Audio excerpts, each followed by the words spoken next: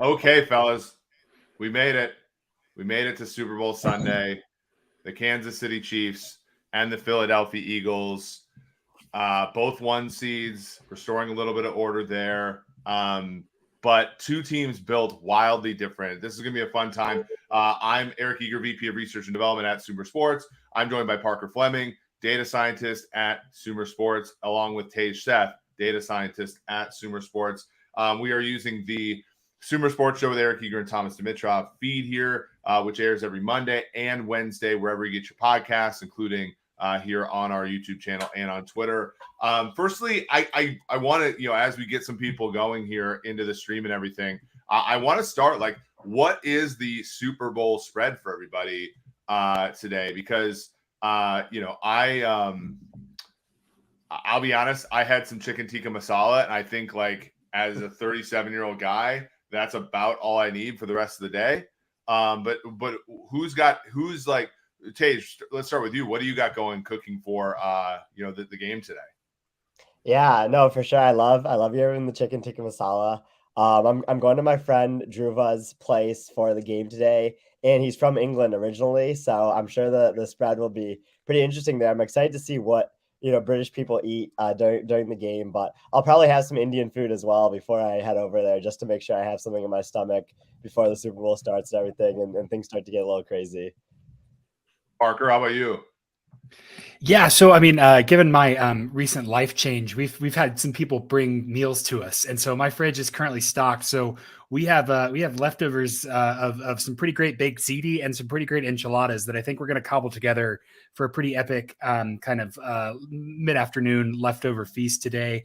And of course, some just chips and queso. It's just hard to beat the basics for Super Bowl. So we'll just kind of be chilling, laying low, and enjoying the hospitality of others this afternoon. It really is hard to beat the basics, that's for sure. I'm assuming at some point I will. I'm assuming at some point I will have, some sort of like drink in my hand. Even though last night, as you guys know, being my friends, like I had to, write a chapter of my football analytics book, and I had been dreading that forever. So I said that if I sort of said if I can drink some wine during this, I'll be able to get through it. And that's certainly how I spent my Super Bowl Eve. So, okay, let's get down to business on this game. I'm excited for this game because, and as you guys talked about quite a bit on the preview podcast before, this is a game between two teams who, the whole media will say has done it differently, right? They'll say, oh, the Chiefs, have a quarterback on a veteran deal, and the Eagles have a quarterback on a rookie deal. And, that's all fine and good. And I think that's obviously, we could teach people a lot of things about team building in that regard. But it's not necessarily like that the Eagles wanted it that way, right? Like they were very much a team that, had a quarterback who, when he was on his rookie deal, won a Super Bowl in Carson Wentz. That doesn't work out. They were very good as far as, being progressive, taking a backup quarterback in round 2, even when they had their quarterback. And, it's turned out pretty well for them. He's hit on a pretty small salary, and they've been able to pile guys like Hassan Reddick, A.J. Brown, James Bradbury, Chauncey Gardner-Johnson, and others around him. Like, do we think, as we contrast these two things, like, obviously I think it's easier to win a Super Bowl, make a Super Bowl with a quarterback on a rookie deal. But does that mean, like, are other teams going to take lessons from this? Because obviously you look at the contrast between the quarterbacks, and one is probably the best in football and the other's not. But, these two teams are about equally yoked. The Eagles are right now on pinnacle 1-point favorites, on circa 1.5-point favorites. Like, do teams take from these, two teams and ask themselves, is this the way to build it? I think you can definitely take more from the Eagles team building than the Chiefs team building. And that's because the Eagles team building is something that happens pretty rarely, where Jalen Hurts is a good quarterback on a rookie deal, like you mentioned, taking up 0.5% of the salary cap.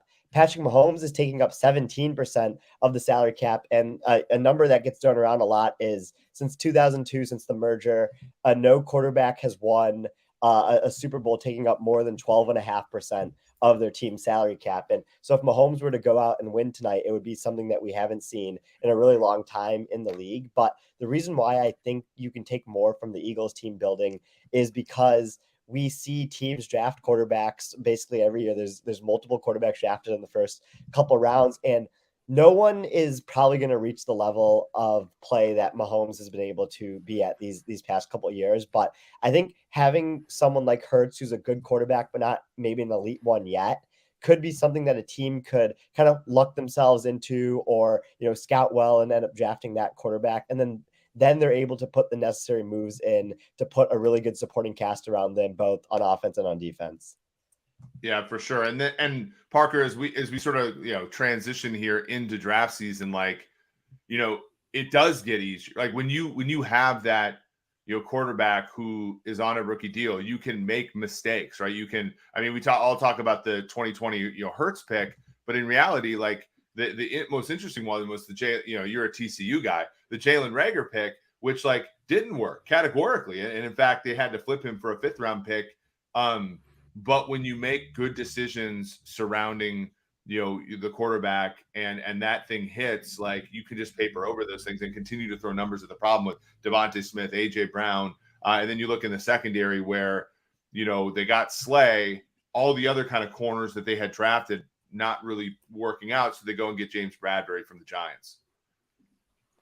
Yeah, I think Tage did a great job when we did our preview talking about kind of like the understanding the idea of sunk cost and saying hey, I've got to move on and got to keep building. And so I think with receivers and with quarterbacks, it's a good idea to one, kind of future proof yourself, but then also understand that you can't make a prospect pan out. All you can do is take the best player you think so with the information available and then continue to do that. I think the Eagles have shown a really good ability to say, I think this is the right decision beforehand, and then I'm going to update my priors and my information and then make the optimal decision again, not say, okay, well, I did this last time, so I want to do something different. I feel like a lot of NFL teams, when they're building or drafting, try to zig where other teams zag. But I think, zig where they've zagged previously if it doesn't work, right? And yeah. I think that a lot of, and we see that, offensive, the most blatant example of that is look at teams who do poorly with an offensive minded head coach. They hire a defensive minded head coach, and you flip around and they move around. I think the biggest lesson that teams should take from these two teams is, one, obviously sign Pat Mahomes if you have him. I think that's pretty important. But two is there's a really strong sense of identity with both of these teams. I look at the passing and the target shares, I think, are so important. Travis Kelce, 150 targets, obviously leading away, and then a bunch of guys just involved in the offense behind him. For the Eagles, you've got AJ Brown and Devonta Smith, both with north of 130 targets, kind of concentrated there. It's my sense that the Eagles and the Chiefs both have a very, very strong sense of what are we good at, and then how do we optimize according to understanding that. And I think that there is a problem of identity or self-identification with a lot of NFL teams that lead them to chase all these strategies, and they're perpetually kind of in that hamster wheel of I'm behind because I'm trying to do something else without having a good identity or idea of what my roster is and what it can be. Well, yeah, and even Kansas City, they've made 3 out of the last 4 Super Bowls, but last year there was really an identity shift, right? Where, you find out Mahomes is great. He makes the AFC title game as a first-year starter. They go in and and this actually in the first year, it was Sammy Watkins was the guy they overpaid for. And then, then it was Frank Clark, and then it was Tyrann Mathieu, and then it was Orlando Brown, and it was just after they won the Super Bowl in 2019, during the middle of the pandemic, they only had $250 of salary cap space for a decent amount of that time. Sammy Watkins had kind of his MVS moment where he went over 100 yards in the title game against the Titans, over 90 yards in the Super Bowl against the Niners, and they were like, well, I guess we got to bring him back because he's a Chiefs legend, and they had to maneuver the timing, the June 1 and everything to sort of get him there. And then last year they start 3-4, they get blown out by the Titans. They rally, but then they lose twice to the Bengals. They really run out of gas. And the whole season was this struggle where Kelsey's numbers were down. Tyreek Hill's average depth of target was down because, as you said, I think you tweeted this out, Parker, defenses were forcing the Chiefs to do different things, right? And so instead of saying, okay, with this personnel, with this disadvantage we have, let's be honest, the salary cap goes up like 8% a year-ish. Quarterback big time deals and premium position big time deals, right? They almost had to go with Orlando Brown this year on a big time deal. They go up at a rate that is much higher. So your dollar, when you're going all in, goes less far than it does for teams that are buying rookie deal players. And so they took a step back and said, okay, well, we were asking this wide receiver to do 3 things. Now we're going to ask 3 wide receivers to do 3 things. That's a much more resilient process. And then, defensively, they were old and they were slow, and they go out and they draft 4 or 5 defensive backs. 4 of them play all the time. They got Karlaftis in the mix. They, got younger at linebacker. And, to your point, Parker, like they kind of did it the way we would suggest them to do it at Sumer, frankly. And I think that it took a real commitment, Tage, to get to where they are now. For sure. And it was seen at the time as a risky decision to go through with the Tyreek Hill trade, where you're trading away a player that finished in the top 3 of Offensive Player of the Year voting this year. And they were able to kind of build it up in the aggregate based on the things that Tyreek Hill did. They found that through, whether it was splitting up the money amongst different players like MVS and like Juju Smith-Schuster, or drafting a Sky Moore, that they could kind of get to the level that Tyreek Hill was getting to without putting all their eggs in one basket. And I think that's like something that you have to really applaud them for. And another thing is, for someone like Andy Reid, when he had Tyreek Hill and Travis Kelce, and he was game planning to get both of them targets and to do well as they drove down the field, he didn't necessarily have the answers to the test for what the defense was going to do last year. But with just Travis Kelce as the main focus, and then an ensemble of wide receivers this year, he has more of the answers to kind of be able to predict what a defense is going to do. And he knows that defenses are going to do a lot of things, like in the Jacksonville game where they tried to double Travis Kelce a lot. He was able to kind of conjure up other things, or in the Bengals game, or is the big MVS game, because he kind of knew what Lou Anarumo was going to do on defense to try to take away Kelce. Like, I think it's become an advantage for Andy Reid as a game planner, as a play caller this year, to be able to have that one weapon that he can kind of know he has to scheme up, and then the other ones he can get in different areas. Yeah, for sure. And, I think that it's just a masterclass so far in kind of how to deal, again, as somebody who, and I'll be, I most people know this who listen to the SumerSports show with myself and Thomas Dimitrov, which, by the way, for those of you that are joining a little bit later, this is the channel for the SumerSports show with myself and Thomas Dimitrov. These 2 gentlemen, Tage Seth, Parker Fleming, both filled in for us while we were at the Super Bowl last week. It did very well. Continue to look at this space for future podcasts. Please subscribe, rate, and review to all of our shows on the YouTube channel at SumerSports, or follow us on Twitter at SumerSports on Twitter for all the great graphics, all the great predictions. Speaking of predictions, let's get to sort of where we're at here. We had to make an adjustment. This is a little bit different than what we tweeted out on the webpage, but this is our prediction for this game. Basically, we're looking at a coin flip, and that the markets open closer to this number than, frankly, they will close at, with Circa Las Vegas, probably the sharpest sports book in the United States, opening Chiefs 2.5-point favorites, getting all the way to Eagles 2.5-point favorite. That's a move of about 9 to 10%.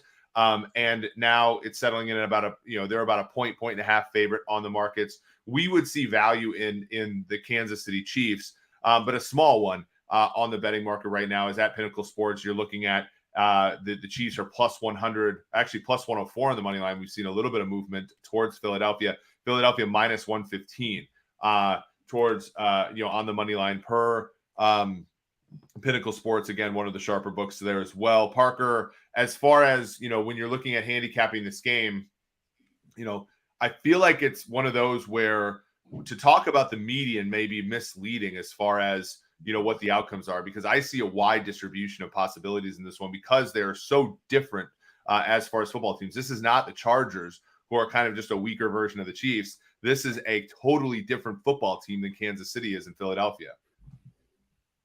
Yeah, I think that the reason that this distribution of outcomes looks so wide to me is really comes down to how much game state is going to matter. I'd call your attention to RROE here, the rush rate over expected, right? The Chiefs are first.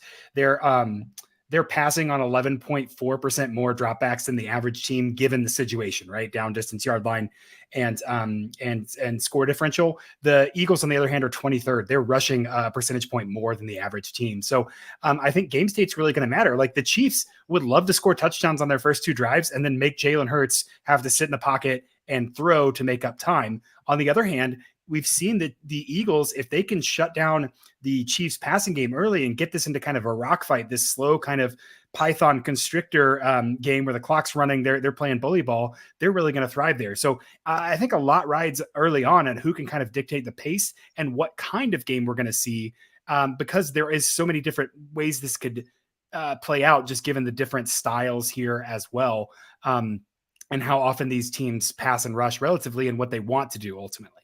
Yeah, and Tage, when you look at this betting market, right? So obviously the Eagles are favored.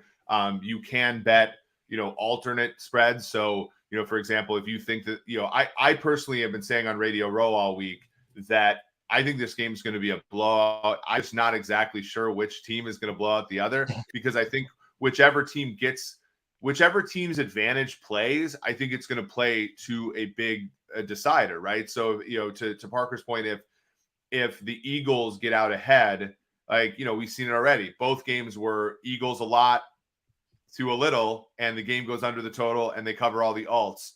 Kansas City, if they can get ahead of Philadelphia, it's not clear to me yet that Jalen Hurts can sort of throw a team back into a game. What do you think here?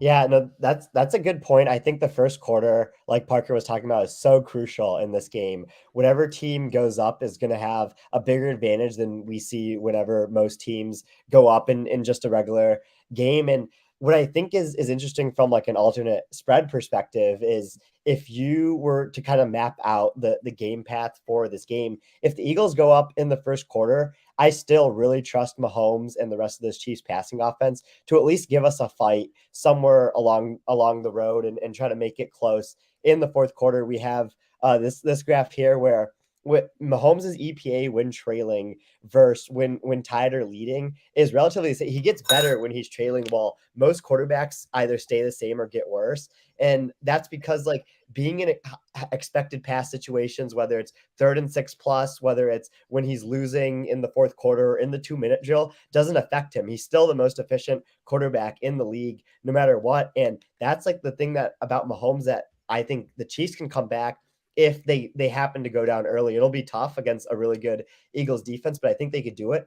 If the Eagles were to go down early and they have to go out of the structure of their offense where they like to run and pass about the same split relative to league average, I think it might be a little bit tougher for them to come back because they like to be so reliant on that power run game, and they haven't shown a game yet where they can drop Jalen Hurts back 40 times and have him throw without the threat of either him doing design rushes or handing the ball off. So I see kind of a wider tail outcome for the Chiefs in the sense that if they go up early, they could keep stacking on points. Well, if the Eagles go up early, they should be able to hold on because of how good their running game is. But I'll never count out Mahomes coming back there.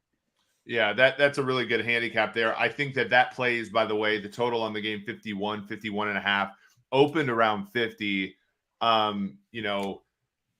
We the betting advice is that this is going to be a game that a lot of people bet for the first time, and no one opens up a DraftKings account to bet an under. So you wait probably until kick if you like under. But I do think you look at both of these teams.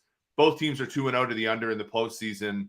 And I think in the case of the Eagles, it's very much the style, right? It's very much get ahead, run the football, play great defense, rush and the cornerstone of their defense is being able to rush the passer. And you could very much, even though the Chiefs, I think many people believe they're impervious to these things. We did see a Super Bowl just a couple of years ago where they got blown out and the game went under. That is distinctly a possibility. On the other side, I think that, and I tweeted this out earlier in the week, being on Radio Row, I felt like the one media narrative that I needed to squash was this idea that, the Eagles, while they don't have a better quarterback, they have a much better team. It was the vibe I was getting.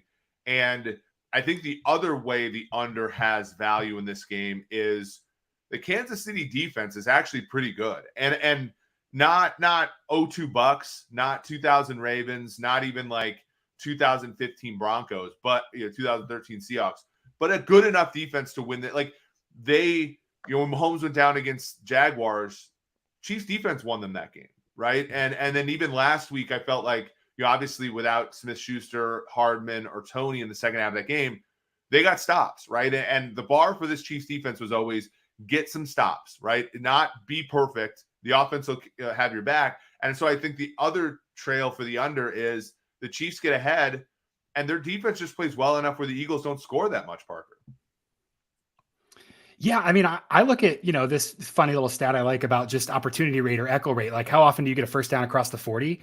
And the Chiefs defense is not very good at it, right? They're 19th. They allow 44.2% of opponent drives to become quality possessions. The Eagles offense, very, very good, 6th overall. But if you look at kind of that finishing drive, the expected points or expected points added per each of those scoring opportunities, the Chiefs defense is 4th. So while the Eagles are very, very good, 2nd overall, 3.62 expected points added per scoring opportunity, the Chiefs are holding opponents to 1.91. The defense is doing a lot more than I think they're getting credit for because they are giving up so many opportunities. But as you guys both know, hey, given that you've given up a first down inside the 40, even if they kick a field goal, like that's a success for the defense, given that they've been across there. So I think the Chiefs defense has done a good job of kind of making those finishing drive or kind of preventing opponents from finishing drives well, which when you have Pat Mahomes is effectively rendering your opponent with a knife instead of a gun in what's going to be a shootout there. So, I wouldn't by any means call the Kansas City defense great. I don't even know if I would call it good, but I think it's certainly been good enough in moments this season for what they want to do, especially if the offense can get going.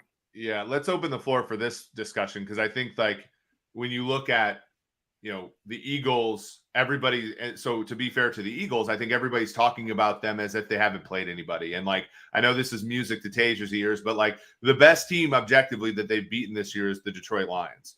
And that in that game they gave up 35 points and. It was really a slugfest. They controlled it in the second half, but Goff and company gave them a scare. Beat a Minnesota team to sleep in the week 2. And both Dallas games, there was a backup quarterback on either side, right? The one they lost, they had Gardner Minshew starting in the game. They won. Cooper Rush was starting, and then I don't think I think the Giants are objectively worse than the Lions, and they beat them 3 times. San Francisco last week didn't have their quarterback for the majority of the game. So I don't necessarily know if that one counts. So everybody's going to say, oh, the Eagles haven't played, buddy. I'll amend that statement and say the Eagles haven't played in that many game scripts. It took until week 10 before they trailed in the second half of a game.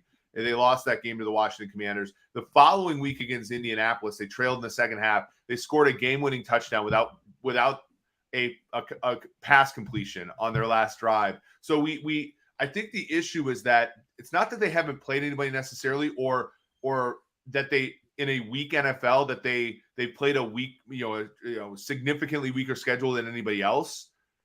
It's just that we haven't seen them in all of the crevices of game states that they might see in this game. And then conversely, if you look at the Chiefs, I saw your tweet, Tej, in the last half of the season. They've been really good EPA wise. They've been really good, forcing turnovers. But, besides the Bengals last week, those teams have included teams like the Jaguars a couple times, Seattle, Vegas, Houston. And so, you can cloud that with their opponents in the second half of the year. Tej, how do you factor that in when you're looking at, the handicap for this one? For sure. Yeah, I know that's a good point is, we know that while defense does have control, a lot of their season-long stats are sometimes the product of the quarterbacks or the offense that they're facing. And the Chiefs have seen easier offenses the second half of the season, which is why they go from 22nd in EPA per play to 11th from the second to the second half. And I keep coming back to just look at the difference that the Chiefs defense played against the Bengals in the 2 games this season, where the first game, the Bengals offense could do whatever they wanted. It was outside passes taking advantage of the Chiefs corners. It was Samaje Perine checkdowns that were taking advantage of the Chiefs linebackers. And against the Bengals, there wasn't much of that. The Chiefs were playing a lot of really funky coverages, I think, that really messed with the Bengals and Joe Burrow. And like they were playing a lot of match coverages. They were switching it up, playing too high quarters a lot, pressing Jamar Chase and T Higgins at the line. And it's stuff you can do now that you're rookies, and all these rookies that you're starting on your defense have more experience. So I feel better about the Chiefs defense. I don't know if they're as good as the 11th in EPA per play they've been since their bye, but they definitely are a better defense than they looked at the beginning of the season. And I think that's something that should be accounted for in this game. Yeah, if you look at, for example, in the first matchup between the Bengals and the Chiefs missed 14 tackles in that game. They had, if you look at Pro Football Focus, they had an under 40 tackling grade. But in the second matchup, they had just 6 missed tackles, and when you think about P. Ryan turning, and that has cascading effects. We talked about this on your podcast, Tage, when you had it on Twitter a couple weeks ago, where the stuff that happens on first down, the early down players, Willie Gay plays only first and second down, Derek Nottie, Brandon Williams, Kylan Saunders, but that extra yard or two on first and second down makes third down easier or harder, depending upon if you're an offense and defense. And we saw in that first matchup against the Bengals, Chris Jones could really only play, when you look at him from a snap count perspective, Chris Jones likes to line up over the tackle and bully ball that guy. In the matchup against the Bengals the first time around, he was only able to play defensive end on 7 snaps. He was able to do it the other week on 21, right? So, and that's because you get the team in long yardage. You don't have to worry about run fits as much. Now, that's not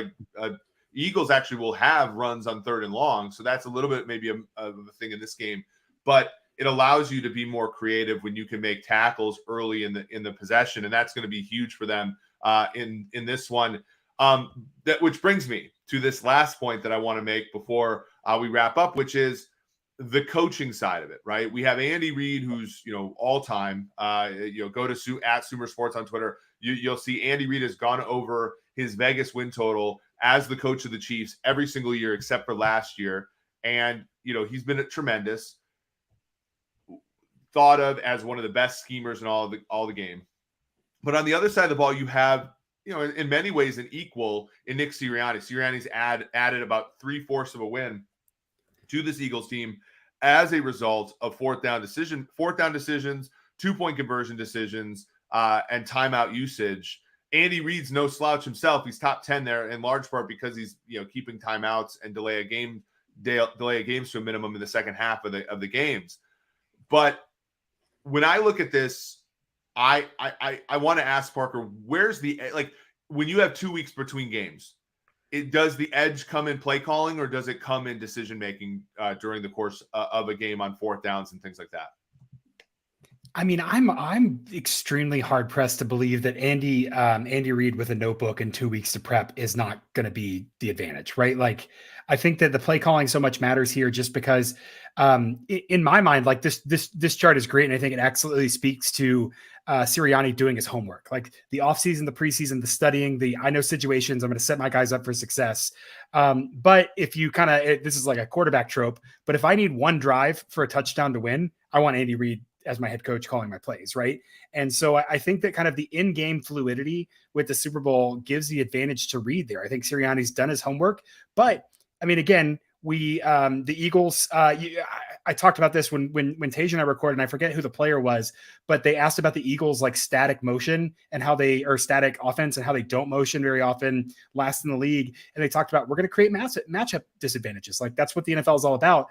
It feels like the Eagles have kind of all season fine-tuned. Here's what we can do. Here's how we can optimize. Here's how we can create matchup advantages. And I don't know that in the 2 weeks that's going to give you any more edge than kind of what you've already gotten. Whereas I believe Andy Reid's kind of creativity, we talk about, I feel like I've said the phrase diabolical Andy Reid about 100 times the last week, but you give him those 2 weeks to optimize and tinker. I think he's going to have a lot more to play with in terms of raising their ceiling relative to what the Eagles are going to be able to do.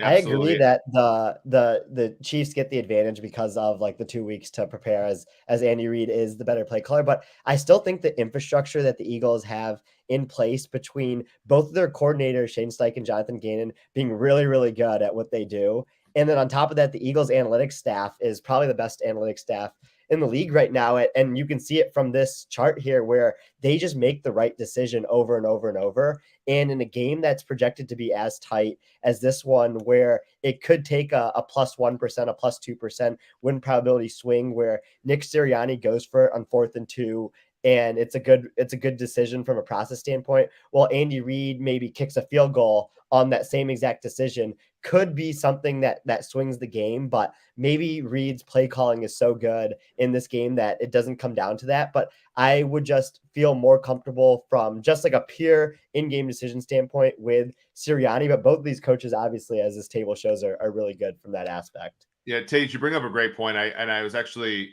so by the way, one of Tage and Zach Drapkin were my 2 interns in 2021. Zach is currently a quantitative analyst for the Eagles. So we, of course, are really proud of him and all he's accomplished in his first year. And to Tage's point, like the Eagles, they do, turn every stone when it comes to the quantitative part of the game. And it is really fun for us to see. I think, both of these teams, by the way, like I think of it, both teams do it our way in a different, and sort of like they're both satisfying to see have success as we talk about the receiver position for the Chiefs and obviously all the analytics stuff for the Eagles. This is where it comes back to me though, and I wonder, and this is good. This gets me to variance, right?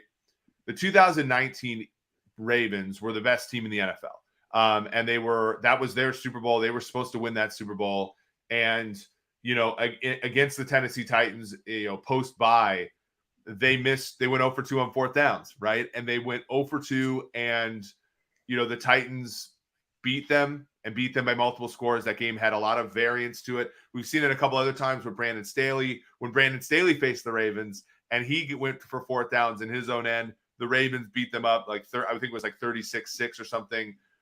There's a wonder I have where Hurts a little bit banged up.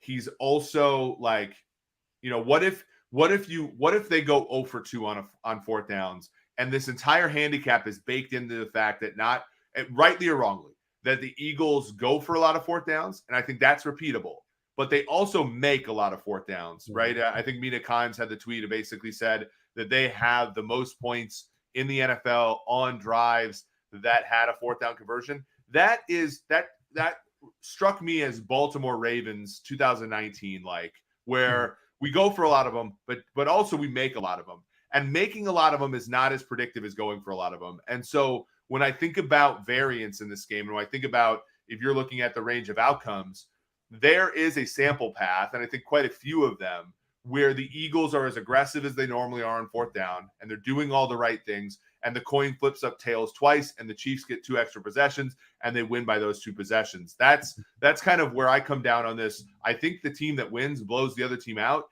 and that's the side of the Chiefs that I think where if the Eagles do their thing and it just doesn't work, the Chiefs are going to be able to take advantage of short fields. Yeah, absolutely. And that's what we're kind of coming full circle, but game state matters so much in this game. It might matter more than a Super Bowl I can remember, just in terms of who's going to be able to create the pace, dictate the pace, and play to their strengths like that. I think that's just so super important, because again, I can talk myself into 9 or 10 different ways that this game plays out. And all of that is because these two teams want to do different things so very badly. All right, let's finish on this. We'll get a prediction after this, but I am of the belief that Mahomes is healthier than Hurts. All of us have had injuries before, all this kind of stuff. It's not necessarily based on that, but I just think, and usually the markets know this better than we do, so to give due deference and respect to that, but are we underrating Hurts's injury because it has not shown itself in the first 2 playoff games? And frankly, the week 18 game where he played, but they got a 19-point lead right away and didn't really have to throw. They've thrown for less, basically 200 yards or less the last 3 games that he's played. Whereas the Chiefs, worked through Mahomes' injury in that game. They did not limit him in any way, really. He actually took off and got a big first down in that game with his legs, even though one of them was very hampered. You get 2 weeks off here. Do we, Parker, let's start with you. Do you think, are we underrating Hurts' injury and overrating Mahomes' injury? I don't know about the specific nature of the injury, but I think in terms of what each quarterback is asked to do in the offense, Hurts's injury is going to mess things up a lot more because of how much he runs and how mobile he needs to be. Whereas we've seen the Chiefs can say, "All right, Pat, just don't die and chuck it, and we'll be able to thrive." So because of the offenses and the style, I think that a hurt Mahomes can accomplish a lot more of the Chiefs offense than a Hurts can of the Philadelphia offense. And so that to me is what kind of strikes. I think that, and hopefully Tej has this poll here, but he had a nice poll about the efficiency post the injury with Hurts, and that's really come down. But they've also been really fortunate that like you said, they haven't had to be tested. I just think that when you look at again, framing this as the ceiling of the offenses, Mahomes can get the Chiefs closer to their ceiling than a Hurts can for the Eagles. Yeah, for sure. And it's a good thing that we've had similar injuries before, so we can talk about it. According to some people on Twitter, you can't talk about stuff that hasn't happened to you before. But from Jalen Hurts' perspective, like his EPA has dropped to 0.07 EPA per play, which has been seventh among basically like the quarterbacks that played in the playoffs, which kind of is a pretty big drop from the regular season where he was second in EPA per play for most of the season until that injury. So you can kind of see like the difference in the play here. And I pointed this out on the show that we did earlier in the week, but like those two deep balls that he missed against San Francisco that we saw him hit the entire season because he was a really good deep ball passer. I think the shoulder is hampering him in that aspect. While for Mahomes, we still saw a very highly efficient game against a really good defense against the Bengals 2 weeks ago, and it's probably only gotten better since then. So I'm kind of with the mindset that you mentioned, Eric, where I think Hurts's injury will probably affect him a little bit more than Mahomes's does. Yeah, for sure. And if that's the case, right? Like I'm just gonna go with my prediction first. Like, I think under's probably the right play. Yeah, because I think under has a lot of outs. Both teams winning is very conducive to that. But I think if you piece it all together, Mahomes' injury being less impactful than Hurts's, the Chiefs being better, they're not better than the Eagles in the other 52 players. I'm not going to say that, but I think it's closer than maybe reality would indicate. Or sorry, not reality, but the markets and the media would indicate. I think that this is a team with real star power, and Kelsey, Tooney, Humphrey, Bolton, Chris Jones, and L'Jarius Sneed. Like, I think the only way that you can go here, from my perspective, if those are the facts that you're working with, is Kansas City, and this one is a small underdog. Parker, let's go around the horn to you. Yeah, I think I'm a little more inclined to believe that Kansas City is going to be able to score, just with strength of schedule concerns against Philadelphia's defense. They've looked good, but again, we're talking about the quarterbacks that they're playing, and time for Mahomes to heal and for Reed to prep. So I love getting the Chiefs with any kind of points here at all. And I think that this does have the potential to be a pretty decisive Chiefs win. I do wonder if Kansas City won't kind of keep the foot on the gas more than they would in a regular season game, just because of the injury concerns with Mahomes, because the Eagles team has shown kind of a toughness and a resilience that might make them hang around, potential for something to go their way and kind of steal some points back. So I think the Chiefs will score a lot. I like them as an underdog here. And Tej? I don't want to become one of those clips where the Eagles use us in one of their post game videos that they put together, but I'm going with the Chiefs as well. I want to go with the better quarterback. I think the best offensive weapon in this game is Travis Kelce, while AJ Brown and Devontae Smith are really good. And then the Chiefs, I think, have the best defensive player in this game as well with Chris Jones. Hassan Reddick is definitely up there, but I think Chris Jones can really take over a game if needed. And, I just think all of those things together is going to make this a Chiefs game. I think it'll be a little bit lower scoring than people think. So like Chiefs 24-20 is kind of what I'm seeing, but I'm very excited for it. And I really could see it going either way though. Yeah, it's one of those where I feel really fortunate that that we get this game. I think I tweeted that last night as like, there's two teams that I think both deserve to be here. If either team won, I think that it would be easy to reverse engineer like, hey, this was why, and this, this is very much deserved.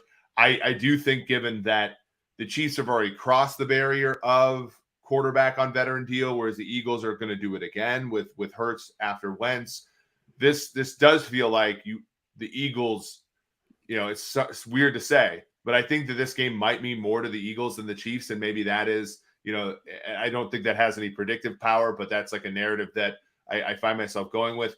Be that as it may, if you have 5 years of Patrick Mahomes and 5 years of conference title appearances and you only have one Super Bowl ring to show for it, that might feel underwhelming too. But I do think this is just going to be a wonderful game. And folks who have followed along, we really appreciate you both on Twitter and on YouTube. You've been with us most of the season as we started the SumerSports show in October. We're going to continue to have great content. Rumor has it that these two are going to be building something of their own on the SumerSports channel as well. So look for that. Parker's already posting XFL power rankings. I had a few of my own internally, and I wanted to jive with his as well, but that's going to be next week. I don't know how much we're going to wade into those waters, but a non-zero amount. Let's just go with that. So if you like what you heard here, please give the SumerSports show a try. Mondays at 5, Wednesdays at 7 Eastern, at SumerSports on Twitter for all of the analysis pertaining to these things. And our website will be up on the 28th of this month as well. Already some written content that we're going to put on that website as well. So for Tage Seth, for Parker Fleming, this has been Eric Eager. This has been the SumerSports Super Bowl Preview Extravaganza.